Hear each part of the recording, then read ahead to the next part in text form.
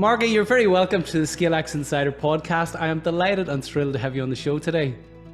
It is great to be with you. Thanks for asking me on. Oh, you're very welcome. Look, we've been chatting off air. You know, our vision is to inspire, connect, and enable millions of ambitious leaders of small to medium-sized enterprises to scale with purpose. So, Margie, what does scaling with purpose mean to you? It's about connecting to something that's bigger than ourselves and having the guts to put in the hard yards, even though we may sometimes not get the results we want.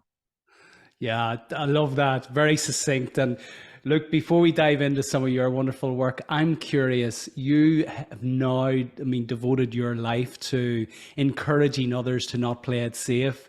Mm-hmm. What inspired you to that purpose? When did you have your calling to devote your career to this? I think, Brendan, it was a series of different experiences that all sort of consolidated in my probably early 30s.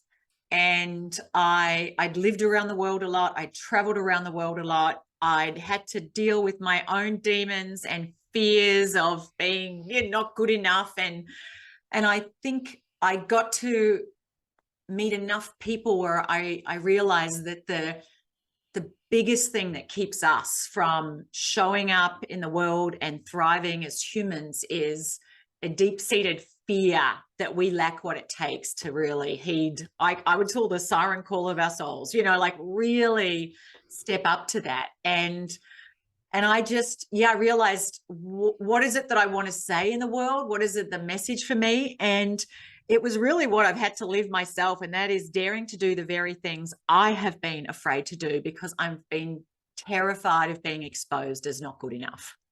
And that's it. Yeah, that comes up a lot. We coach quite a number of CEOs, hundreds of CEOs at this stage through the work that we're doing within our program. And imposter syndrome presents itself quite a lot. Often I'll be presenting for the room. Initially, when we're getting to know one another, we have a conversation around some of the deep-seated fears. Even prior to that, people are reluctant to come onto the program because they said, I don't feel I'm smart enough. And these are very successful entrepreneurs who still believe I'm not good enough. I know you've written about imposter syndrome. Can you, just for our audience, share first of all what it is and how it presents itself, and then we'll get into how we move beyond this. Yeah, well, imposter syndrome, sometimes called imposter phenomena, and it was first identified back in the 70s by a couple of psychologists who kept seeing this coming up. Particularly, they found it actually more so in women. I think there is a gendered element here, but of course men and women can both experience it. But it is that the experience of having some mild level of anxiety, and for sometimes it's more of an acute anxiety if you're about to, say, step on a stage or sort of really be in the limelight, that at some point people will realize that we are unworthy of the success we have or the position we're in. And it's really, to me, fueled by a few things. One is the tendency to compare ourselves with others, and we often compare our weaknesses with others' strengths. We compare what we haven't mastered yet because we're only, early down our journey with someone who has achieved mastery but is 25 years along. We compare our insides, knowing that we're paddling furiously underwater and we don't quite know what the hell we're doing, with other people's outsides. They look so poised, they've got it all together. And we compare this idea of who we think we're supposed to be, like really together, on it all the time, a brilliant master, and particularly in the areas where we have the most mastery and we know what real mastery looks like. And we feel short of who we're supposed to be. So in all of this is this tendency toward comparison, and also coupled with devaluing our own strengths and our own successes, like not internalizing our own successes and going, I I am really good at this. I did deserve that accolade or that position or what, that status of some sort. And I just know I've had this myself, and I often go, okay, Margie, like, look at what you're doing. I catch myself in that process. And it's interesting because I see it in others because, man, if you spot it, you got it. And I've really had to wrangle with that little beast, that beast of fear and self-doubt so many times myself. And I think, I'm hoping that answers the question. But to anyone who's got it, I want to just say this. It is not the domain of low achievers. People who are low achievers, who don't have a high drive, motivation drive, don't usually struggle with imposter syndrome. It is the domain of people who want to do something with themselves, who want to make a mark in the world, who are generally driven and ambitious and, more likely that type A, maybe not hardcore type A, because, we want to be so good, and we really want to be, and we drive ourselves, and we know what real excellence looks like, and we know that we don't always sit in that place of it. And so just know you're in extremely good company. Oh, look, we're going to unpack this, because the antidote, of course, to imposter syndrome, or certainly fear of stepping out and going for what we want, is courage. Something I want to share with you. Regular listeners to the podcast will know this intimately at this stage. It's a stat that I share regularly, but it may surprise you that in the UK alone, there are 5.7 million small to medium-sized enterprises, and those 5.7 SMEs contribute £2 trillion worth of revenue to the UK economy. And half of that £1 trillion worth of revenue comes from less than 1% of those SMEs. It comes from 0.6%, 34,000 companies who are achieving scale. And it's our purpose. It's why I do what I do, to try and turn the dial on this. Now, lack of ambition is cited as the single greatest impediment as to why SMEs don't embark on scaling. Now, what I assert is that these entrepreneurs don't lack ambition, but that's a nicer way of saying, actually, I've got to where I've got to. I don't want to risk it. I lack the courage to move forward. I don't want to be judged now by maybe failing into the future when I've become successful here. It's all of those things coded in. No, I'm fine where I'm at. I don't want to go forward. So I want to inspire our listeners today, or maybe sitting in that place to move forward. So let's define, what do you define as courage to begin with? And because you in your book, you then go further to distinguish between core courage and working courage, and I want to get into that as well. Yeah. Look, courage I define as the decision to take action in the presence of our fear and risk, real or imagined, for the sake of something that's more important. And what it really, like, what is at play is that we risk something that we value now for the sake of something that we value even more. So we risk the loss of face, we risk the loss of comfort, we risk the loss of certainty, maybe stepping into the unknown. We risk the loss of status, belonging, approval. We're risking all of those things that we value. They're important. I mean, no one wants to lose money, and no one wants to have people calling us an idiot. But that there's something more important at stake that's worthy of that risk.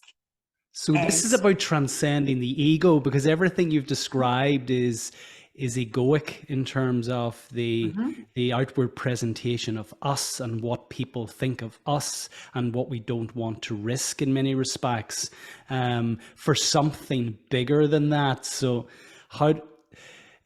and not just the ego. If I'm on a battlefield, I'm going to, you're a fireman, you're a policeman, you can literally be risking your life And it's okay to really not want to risk your life. I mean, it's okay to want to be protective of our lives. Yeah. Because we are so committed to a virtue or a value or service that's what we're here to do. And I know that so often that fear, because our brains are wired for safety and certainty and status and comfort. We are wired, and as adults, we want to look good, and the desire to look good and feel secure is coursing through us. And so that is always in this big internal tug of war with our desire to do good and to be of service and to grow and to really evolve into who we can be as a human being in our one and only precious life. Thank you, Mary Oliver. So that's just at play all the time, and none of us always win. I mean, sometimes fear wins, self-doubt wins, imposter syndrome wins. But I think that's where cultivating that self-awareness, then that mindfulness of, who is it I really want to be? Where do I need to step up now? Despite the fact there's a little Chicken Little on my shoulder screaming in my ear going, who the hell do you think you are? What will people say? What if you fail? Oh my God, what will your friends in YPO say? Or, or my colleagues, or, my cousin or my brother, or that person that always pissed me off that I've competed with, And so the tendency is often to play it safe, because then we avoid that potential risk. But of course, what we're not so good at is really looking at risk through a larger lens, stepping into the shoes of our future self and asking, what is it I'm putting at risk when I don't take that risk?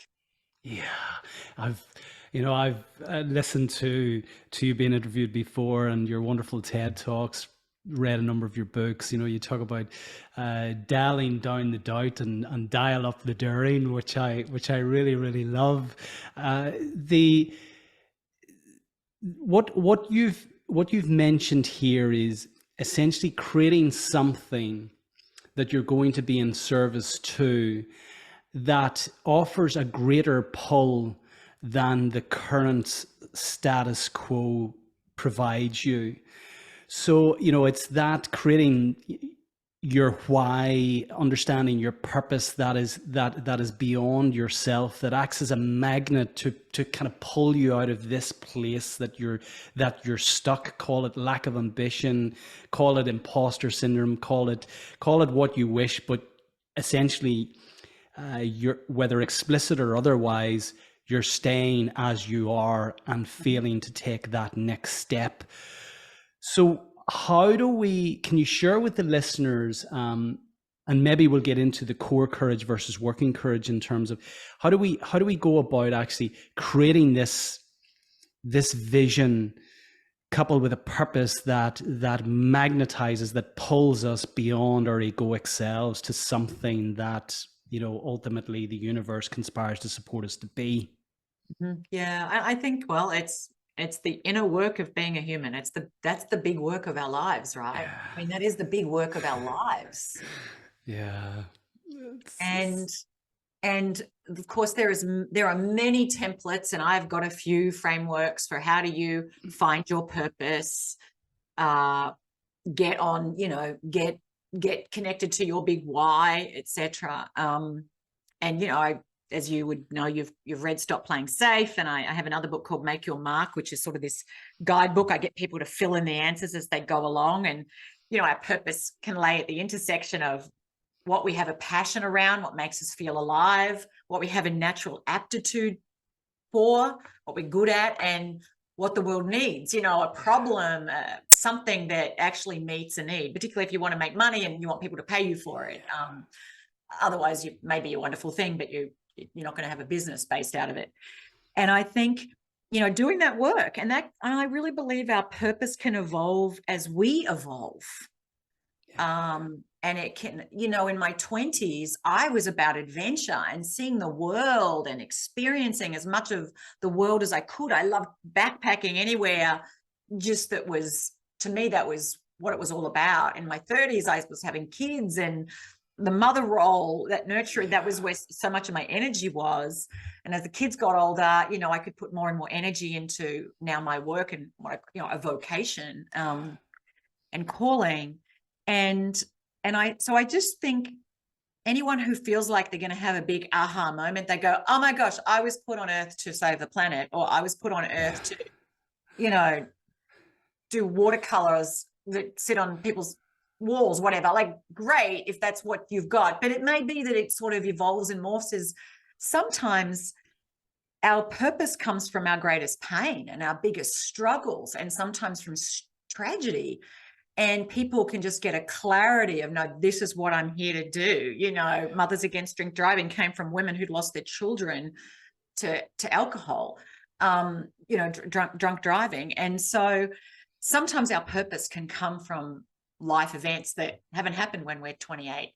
But I think giving yourself enough white space in your life and carving out that white space and just having time reflecting on, you know, what is it that I'm feeling called towards? What is it that makes me come alive? And sometimes there's little clues. You'll have 3 conversations in 3 days about something, and people are all complaining about the same thing or saying the same thing. You're like, huh, that's interesting. Or they're coming to you for advice. And you're like, huh, people are coming to me for advice on this or to help them with this problem. Like, huh, that's interesting. You know, like, pay attention, because I believe that kind of the universe is always speaking to us. We're not always listening. And yeah, I completely agree. And often we don't value the thing that we're really good at because we don't see it, because it doesn't feel like work. It's almost this notion that in order to get value for what you do, it must feel like a grind if you're providing it, when often whenever you're in your unique ability and you're giving value, you don't appreciate the full value that you're giving because it comes natural to you. That white space you mentioned, Margie, you've coached and mentored many executives. What do you advocate to them to create that white space, to silence the egoic chatter and listen to, you know, their true purpose? I always encourage people to think, well, one, to carve out space in the busyness of their lives. And unless they are intentional and deliberate and disciplined about it, it won't happen, because we can work 24 hours a day. If you're running a business, etc., you could just work all the time. And so taking time to disengage and to stop our doing, and our doing is where a lot of us get off. You know, it floats our boat because we're good doers. I'm a great doer. I'm a really good doer. And I say this from experience. And sitting still is, I remember when I did coach training and I got asked, part of my coach training was to spend 5 minutes a day doing nothing. That was the assignment, was 5 minutes a day to do nothing. I would rather write a 25,000 word essay. I would rather, you know, like paint a house, but to do nothing for 5 minutes, I failed at that like a lot. I was like, oh, for God's sake, we're a minute and a half in, you know, like it was a hard thing for me to do. And it was actually during COVID 2020 that I was sort of locked. I actually was locked in my apartment. I was living in Singapore and I literally couldn't leave an apartment. And I was in quarantine under strict order with the government. They were calling me to, you know, so I couldn't, and I didn't have COVID, but they were worried I might have COVID because my husband got COVID. And, but I remember it was like, well, I really have nothing else to do today. I mean, I was writing articles and stuff, but I got good at just sitting and just noticing what I was noticing. And it was incredibly grounding for me. And it was a muscle that needed a lot of strengthening, that just being okay with just sitting quietly in my presence and tuning into that deeper self. And so I digress a little bit. But for executives, I say the busier you are, the more important it is to stop and connect to the voice of the true self. Yeah. And that's a discipline. Yeah, no, completely agree. And it's interesting, but I'd read the Almanac of Naval Ravikant recently and listened to a lot of his work. And the quote is attributable to him, I believe, but he mentions that inspiration is perishable, so we should act on it immediately. And I found that inspiration only comes in that white space, when you've actually created that white space. But the challenge then is to act on it. We've chatted about purpose, and it's something that our listeners will be very familiar with. We've spoken at length on the podcast about purpose. What next do you advocate in terms of actually moving beyond let's say the paralysis of fear, or the loud noise of doubt? How do we take the steps that move us closer to the thing that we really want, whilst actually, not being paralyzed to the point where actually we become sick with the stress of it? Yeah. Well, I always think, breaking anything down into small, little, bite-sized, courage-sized pieces. Love that. Courage-sized pieces. Yeah, because, and I just want to say here, in terms of defining courage, it is a skill, actually. And sometimes people treat it like a trait. You're born with it or you're not. And of course, some people have a higher risk tolerance. Some people naturally are more comfortable with uncertainty. Some people are naturally more adventure seekers. I love variety. That's me. But courage, that ability to make a decision in the presence of real or perceived dangers and risks, is something that we can get better at. And every time we choose to act in the presence of those fears, doubts, misgivings, even when our stomach is churning and our throat is tight and we're sweating, we actually reclaim the power that we have given to our fear, and we empower ourselves and for bigger things. And so I say to anyone, sometimes I talk to people and they're incredibly risk averse. They're just naturally incredibly cautious. And maybe they've grown up in an environment that is really stoked that risk sensitivity. People who come through COVID, I've noticed there's a heightened risk sensitivity, and it's not proportionate to the risks. It's disproportionate, absolutely disproportionate to the real risks. But regardless, I always say, okay, well, what is just one small thing you could do? What's one small thing? Well, I could reach out to this person that I've been putting off reaching out to because I'm not sure that they would have time for me, because they're really important. And at the end of the day, they don't want the sting of rejection. They don't want this person not to give them time. And I'm like, well, why don't you risk that? Why don't you risk a rejection? But let's just talk through, the sting of it is because of what you're making it mean. If you don't make it mean that you're not worthy, then it's just you reached out to someone, they didn't reply, or they didn't give you time. So we'll break it down and sort of help shore up their sense of vulnerability and the mindset they're bringing to what they see as a risk. And then, okay, well, then you did that. Well, what else could you do? And tomorrow is something, maybe you say no to something and you risk disappointing someone. Maybe you put your hand up to volunteer to take on a role that'll give you more visibility, but also more risk of exposure, which terrifies you, or to speak at an event, which for some people terrifies them. Yeah. And so breaking it down into bite-sized pieces and knowing that courage is a skill and it's like a muscle. The more we practice it, the stronger it gets. And I actually wrote a book called Brave that came out also under the title Train the Brave.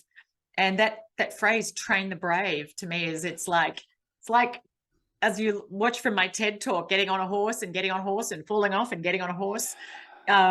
growth and comfort can't ride the same horse. We have to train our courage, our choice to be brave, even when it's uncomfortable, and we get better at it. Like going to the gym, you lift a few weights if you haven't been for a while and you can't walk the next day, and do it a lot. And then you're like, okay, give me the 100 pounds, so.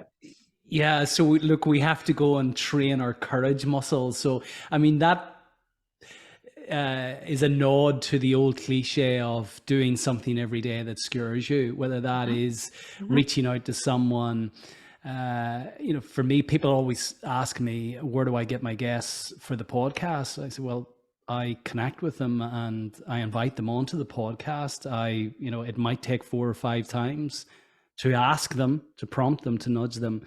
And, half the time there's silence, but it doesn't prevent me actually continuing to reach out to people, because on the other side, I have heard from so many in terms of the value that the listeners get from the wonderful guests who I have on the show. So I move beyond that kind of egoic notion of what failure might mean to my ego, but say actually there's a bigger prize at the end of this. On that note, how do we discern between what is a true risk? We could lose £1 million on this deal here if I take this step forward, versus what is a risk that presents itself to our ego.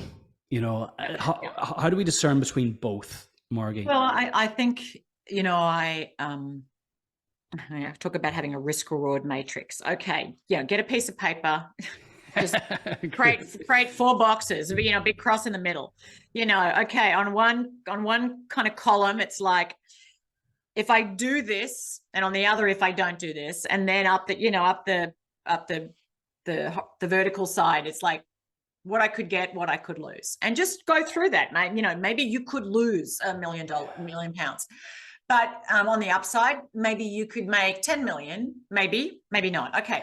Can you afford to lose $1 million? Okay. Maybe you can actually, but here's what we often do, Brendan, on that one. Yeah, you could maybe lose $1 million, but that's assuming that you just sit there and watch as everything goes pear-shaped. Maybe you constantly checking, and if it's not working, you actually intervene to shore up so you don't lose $1 million. Yeah. I remember Richard Branson saying something like, when he does his deals, he's always like shoring up the downside. So there's only so much that he could lose. And that's just smart. Yes, like that's just smart. What do you do? Yeah. So be careful that you don't tell yourself a story that justifies playing it safe when actually there's a little BS in there. You really aren't going to lose $1 million. You might lose some money, sure, but you're going to intervene. Like you're going to go, hey, this isn't working, so I'm going to make sure I shore that up. I would also say, be asking yourself clearly, ego is the enemy. Ryan Holiday wrote a book on that. How much of this is about me just fearing loss of pride? I just don't want to look bad. Yeah. I just don't want to look bad. I'm embarrassed about that possibility. And I remember several years ago, I got really clear. I wanted to run women's weekends for women aged, any age could come. And I literally had across like 6 decades at one of them, like more 20s through to 70s. But I often, women middle 35 to say 50. And they're called Live Brave Women's Weekends. And the intention was to help women really reclaim their own power and reset their sights on the highest/bravest vision for their lives. And I remember they were open to the public. And I just remember thinking, oh my gosh, now imagine if no one comes, and I'm promoting this and no one comes, and oh my gosh, it'd be so humiliating. If I don't run the weekend, then I don't have to ever have people go, oh my God, she tried to run a retreat and no one came. And people sometimes ask me, what's the most vulnerable thing you've ever done? Well, or brave thing I've ever done, because that's the same question. Probably have my 4th child, but I would also say, running these public programs, because what if no one comes? Yes, I lose money. It wasn't going to be hundreds of thousands of dollars, but I was definitely going to lose money. But to lose face, I don't want to lose face. Yeah. But you know what? have been the singular most rewarding thing I've ever done. They're just like the power and magic of them and what came out of them for people. Because I had to just get out of my own way. This is not about me. This is about the service I want to render. This is about me using my gifts for what I believe is the highest good for a group of people I really know and I understand what they're struggling with. And so I just had to get out of my own damn way. But I would just say to people, be mindful that, and there's a guy, you probably know Daniel Cunningham's work in his book, Thinking Fast and Slow. You know, he says, we hate to lose more than we love to win. And our brains are 2 times as sensitive to what we could lose than what we could gain. So when we're thinking about doing it, we're like, oh my God, I'll feel terrible if no one comes or if they reject me or I get up, versus what is it that you would love to create? What is it you would love to do? Who do you really want to be? Like, take that fear focus and move it over to what inspires you. My God, when I die one day, I never want to look back and go, what if I tried? Yeah. I was too chicken scared to try, because that's really the biggest failure. Yeah, I'm smiling as you know, over the last number of minutes that you're speaking, because that so strongly resonates. This podcast, for example, is an example of that. You know, starting off the podcast, that voice got louder and louder in my head. You don't need to do this. Why are you doing this? Your Northern Irish accent's going to sound really excellent amongst all of those wonderful American, Australian voices, those international voices, you know. And you have to, what I found, you had to really silence that and keep reinforcing your purpose, our purpose to inspire, connect, and enable ambitious leaders of SMEs to scale with purpose. So it wasn't about me, it was about what I could do, what we could do as a team to support others out there. And very quickly, when you take the step after 3 or 4 episodes, that doubt just fell away. I found, you know, momentum creates momentum. What we were chatting off air about another wonderful book, the Gap and the Gain by Dan Sullivan, and we were, you know, we talked about the fact that type A's typically focus on the gap and what's to risk. And what they haven't achieved, as opposed to the gain, that body of evidence that suggests actually we're doing okay, we're making progress here. And I find that evidence seeds confidence, which ultimately seeds belief. What have you found, Margie, in terms of that kind of building that courage muscle, breaking the big vision down into small pieces? Is that literally it? Just literally take the next viable action. You know, don't stop here. Do the next smallest thing. What have you found is the best approach here? Well, I think do something. Life rewards action. Absolutely, life rewards action.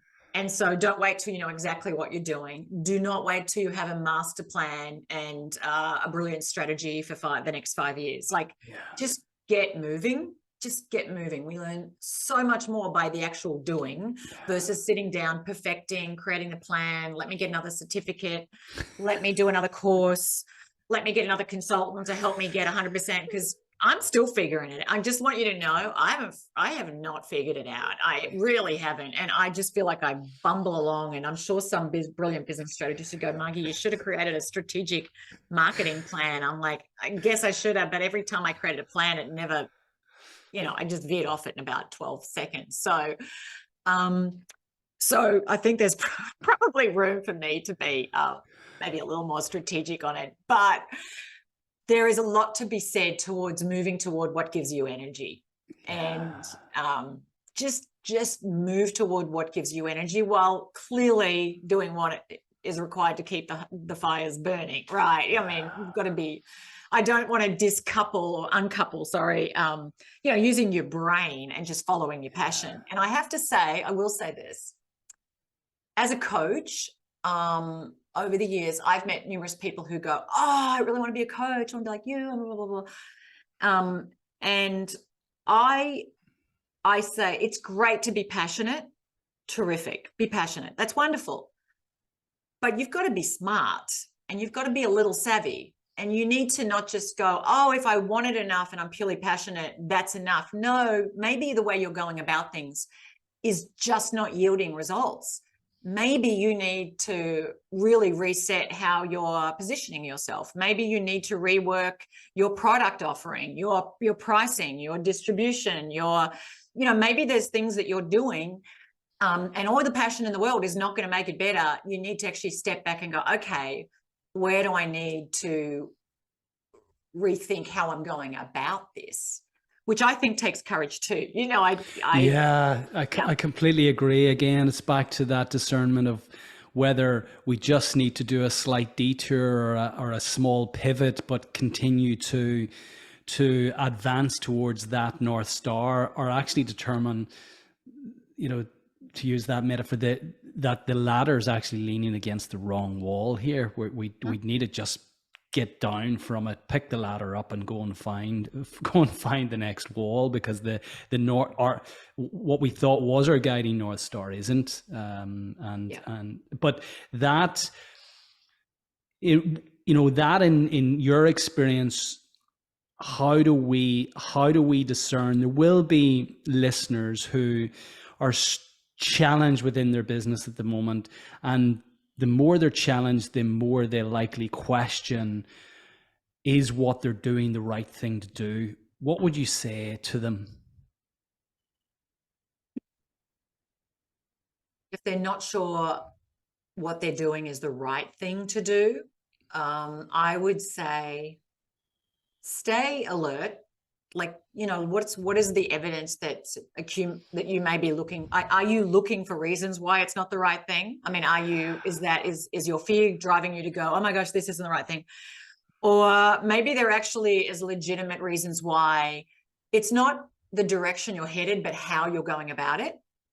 But I would just be continually checking in on, where is maybe ego at play? Where is fear at play? Where is, what has you thinking that? And you may conclude, no, it really isn't. This isn't what I'm meant to be doing. And no one else can know that but you. I always think seek wise counsel.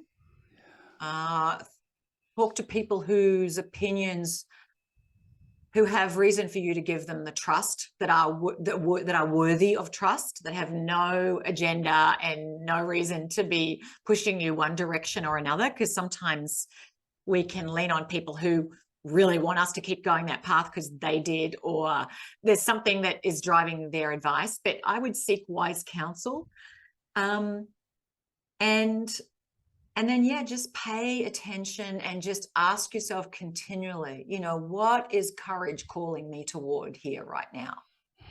And sometimes courage calls us to keep moving forward. Sometimes it is calling us to pivot or iterate. Sometimes it's calling us to just pause and go, maybe not now, or maybe it's something else.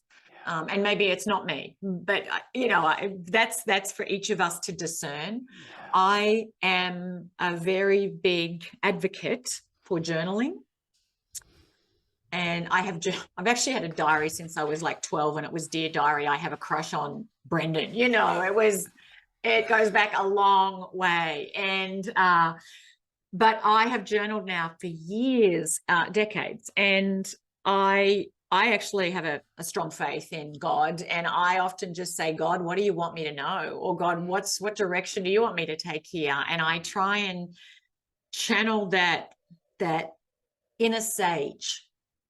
And I can speak to the profound impact that has had on me. And sometimes it just has me paying attention to something that I was maybe dismissing or ignoring. And maybe there's a legitimate fear. Maybe there's something I really do need to take into account, and I wasn't giving that enough credence. So, I think there's practices we can have. I say, go and sit under a tree, get out in nature, go for a walk, cuddle your dog, listen to music, play music if you're gifted that way. All of those things, I think, can just connect us to the answers. And I believe that the answers we're looking for, while we can get guidance from outside ourselves, ultimately are inside of us. That wisdom inside of us. Sage advice indeed. And what advice then would you give to those who have, let's say, exchanged value of $1 million for their wonderful product or service, and they've found themselves now in this place of comfort, or potentially stuck in the balls of the business? They don't perceive scaling as actually a way forward, but actually more of this busyness and activity which they can't contemplate. And what we assert is that actually scaling is, you should almost consider it as an obligation. If you have a wonderful product or service, if you're delivering significant value to your customers, then really, you've mentioned it earlier, it's about getting out of your own way to allow more people out in the world to access these wonderful products or services. So what would you say to those, so that we can help move the dial, nudge a few here from that 0.6% to 0.7? How do we encourage more of our listeners to take the bold move? Well, I have a multi-pronged answer, and I don't know that you will love all of it,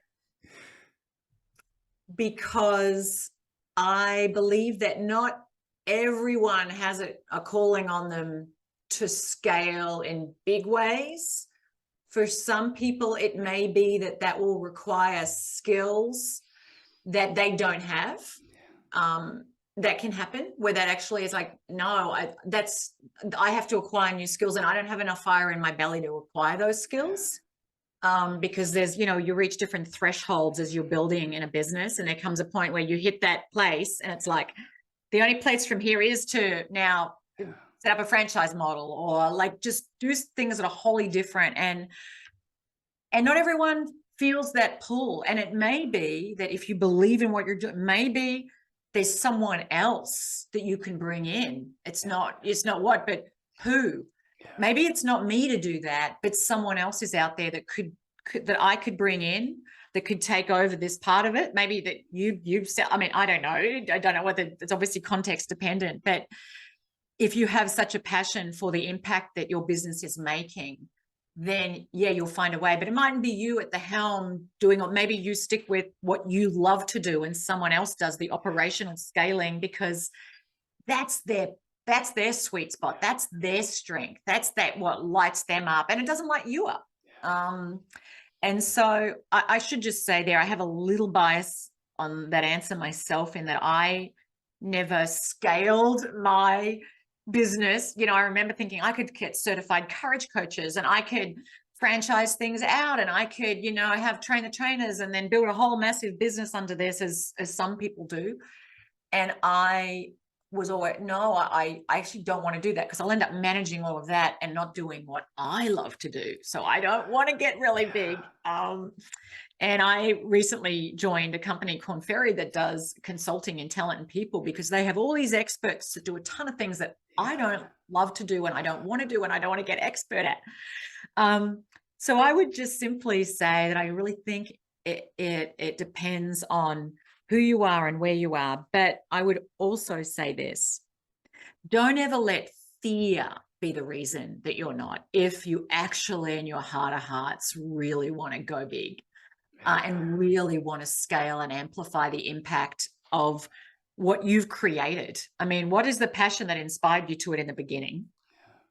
And if that is still there, then okay, what is it that I can do? And how do I do that? And where am I actually stuck in a limiting paradigm of how I do that, and what scaling means and looks like? Because how one person scales their business doesn't mean that's how I want to. I don't want to scale like Tony Robbins, or I don't want to scale like, I don't know, Anita Roddick did with Body Shops or something. But maybe there's another thing that another way I could go about this. So I think it just depends. But I would just challenge people to challenge your paradigms. Is there other people that you could be bringing in? And is there other ways you could be amplifying the impact that you want to make in the world that aren't a particular cookie cutter template way of doing it. Yeah, I really like that. And it's just it's a different lens by which we can look at scaling in terms of amplifying the impact. And I would challenge what you've said in terms of, well, I didn't want to scale my business. I mean, you have brought your work to millions of people via the TED Talks, via your podcast, via your wonderful books, your articles. So, I mean, millions of people have accessed your material. You've put yourself out there, and you have amplified your impact. It may not meet the technical definition of scaling, but you've amplified your impact. So actually, I like that. I like that lens that you've brought in this. This is in many respects what I'm saying to our listeners. How do you go about amplifying your impact? And don't let fear paralyze you from doing that. I'm conscious of time, Margie. I really love the conversation. I want to pick up on a couple of things before we close out. Can you speak to the importance of resilience, and especially kind of coming off the back of COVID? Again, we spoke about how people have become more risk averse as a result of COVID, and they potentially, or very many, will have feel really battered and exhausted after the last number of years. So how important is resilience in the context of taking that courageous next step to amplify your impact, and adaptability in that same context? I would say it's foundational. Yeah, absolutely foundational. So I describe resilience. I think of a rubber band. You stretch it, you twist it, and it comes back into shape. If it's resilient, it bounces back into its original shape. All of us get bent out of shape. Things upset us. We get knocked down, demoralized, upset, angry, afraid, blah, blah. We have all of that. But how quickly can we come back to being the best version of ourselves? And knowing that none of us are at the best version of ourselves all day, every day, doesn't exist anywhere, no one. But how can we be that way more often? And when we're triggered and crap happens, because it happens, that we've got that sort of psychological Teflon and it bounces off us, or if we get knocked, we're like, we can reset pretty quickly. And so to me, resilience is vital. It's just an imperative for nurturing our resilience if we want to be brave with our lives and we want to scale our impact. Because I never said, by the way, that when we take a risk and be brave, that it's always going to land perfectly. It's not. Sometimes it won't land very well. Sometimes it'll just be a massive, like, oh, yep, no, totally got it wrong. But certainly you're going to get rejected. You're going to reach out to people, they're going to reject you. And if you don't have resilience, you're going to get dejected and let that external event impact you internally. And so cultivating resilience, I think there's a lot of rituals that we can have. Like, to me, how I start my day every day impacts my resilience throughout the day. Share that with us, Margie, would you? I'm always fascinated with people's morning and evening routines. Yeah. And mine, probably my morning is stronger than an evening one, but I get up, I have my cup of Earl Grey tea, and I have something I read. Like, I have a few little books, like daily wisdom literature. It's always something that's got a spiritual element. It connects me to purpose. It connects me to my true self. Sometimes I write in my journal. I don't do that every day. I nearly always exercise. Like this morning, I went out, I live near a river. I went up the Potomac River. I was going to go to the gym, and I'm like, oh, it's such a beautiful morning. I end up sitting under a tree on the grass, doing some stretches, like nothing, earth shattering. And then I came home while listening to beautiful music that lights me up, so that's, and then I have a ritual around my time. So I'm clear about what are my top 5 in a day. What what does a win look like today if I get these 3 things done? And, there might be 20,000 things on that list, but, what are the ones I'm really focused on? So there's some of my rituals. And in the evening, it can be a downtime kind of, but I would say that the more things I've taken on, the more pressure I'm feeling, maybe the more stuff, the stressors that are out there. And I have 4 kids that I'm trying to launch into adult land, and, and work that has me traveling a lot, etc., then the more important it is for me to set that alarm and get up and have the tea and read and connect and get out and move my body. And, that's really important. And so I would just say to everybody, be very intentional with your habits and your rituals, because you make your habits and then your habits make you.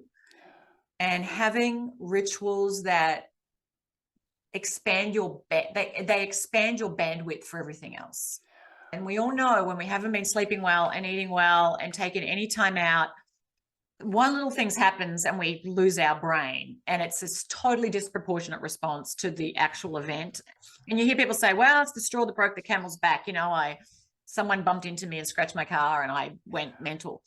Well, I would say, you've gone too long without resetting, because when someone scratches your car, like, we should be able to see that for what it is. It's just life. Like, don't give it any energy. It just happens. Get it fixed, sort it out, get the insurance, move on, or whatever. Someone says something you don't like. Okay. And so I think that's where having some of the life skills, that ability to, what is the story I'm telling? What is it? What is it I'm focusing on right now? Am I focusing on what I don't want, what I can't do, what's wrong? Or am I focusing on what I do want? Resetting on, who do I want to be? Who before do? Okay. I want to be someone who lifts people up, who radiates enthusiasm, who is gracious and generous, etc. And then, so just resetting. So one is, just making sure we take that time on, what are we focused on? Who do I want to be? What's the story I'm telling myself right now? Where do I need to tell another story? Shit happens. It's, I'm out there in the arena getting rejected. That's a win for me. Yeah.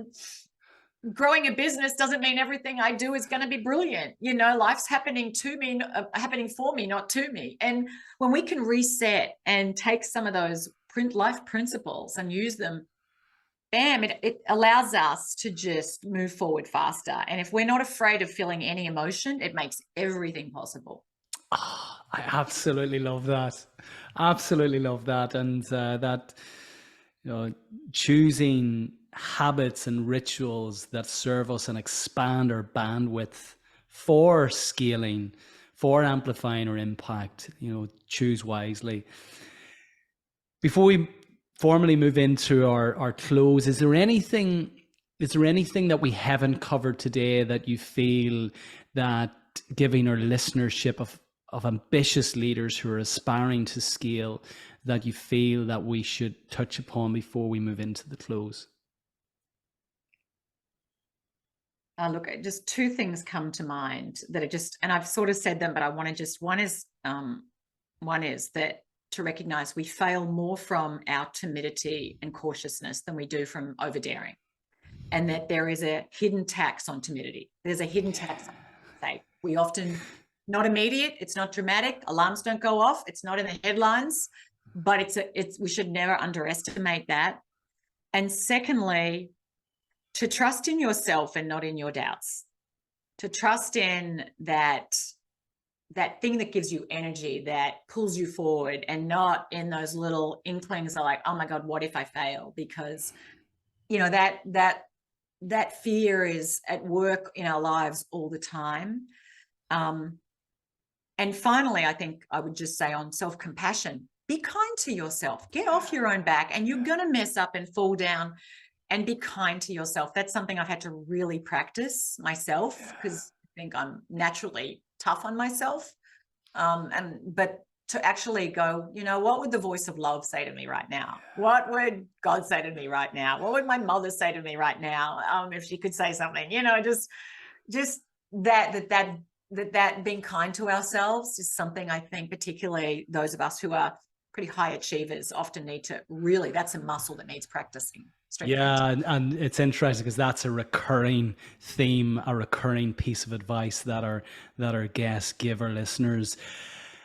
I always invite our guests, and I have a sense that you may have just done this, but given the rich life that you've lived, you mentioned earlier that you're working this out, you're bumbling along. I aspire to your bumbling, so you've put so much value out into the world.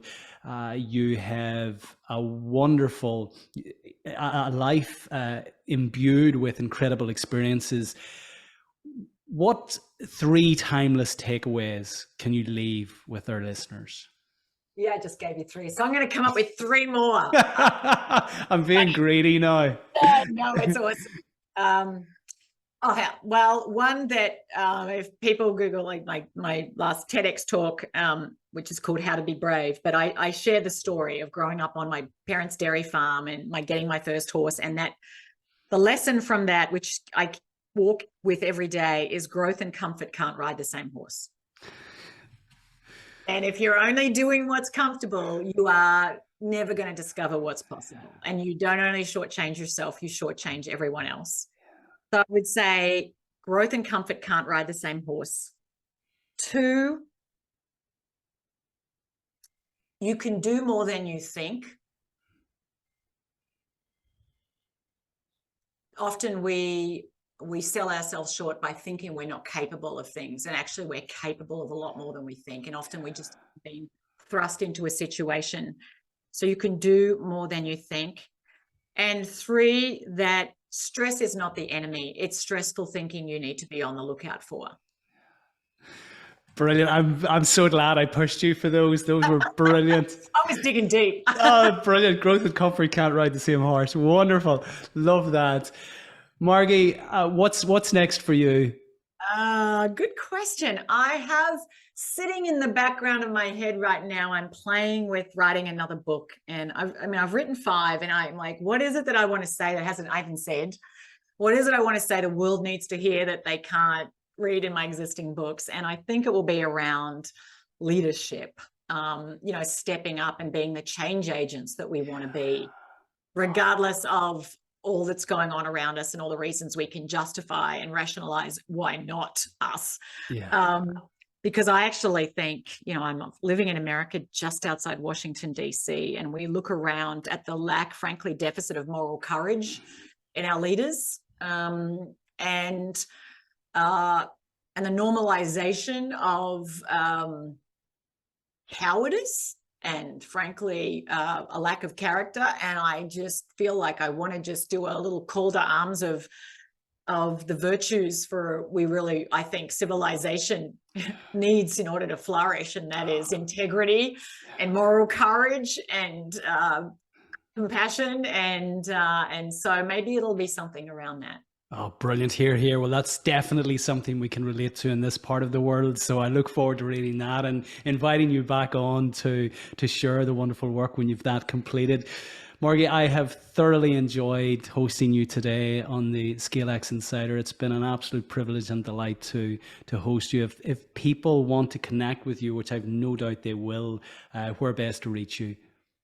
MargieWarrell.com, my website. So please feel free to go there, and you can sign up for my newsletter. I have my own Live Brave podcast, which I'm sure I'm not doing as often or as professionally as you, but pop over and up for that. And also I'm on, LinkedIn and Facebook and Instagram and Twitter. I'm not particularly regular on Twitter, but I'm on there occasionally. So I just encourage people to connect with me on social media. Yes, that's me scaling.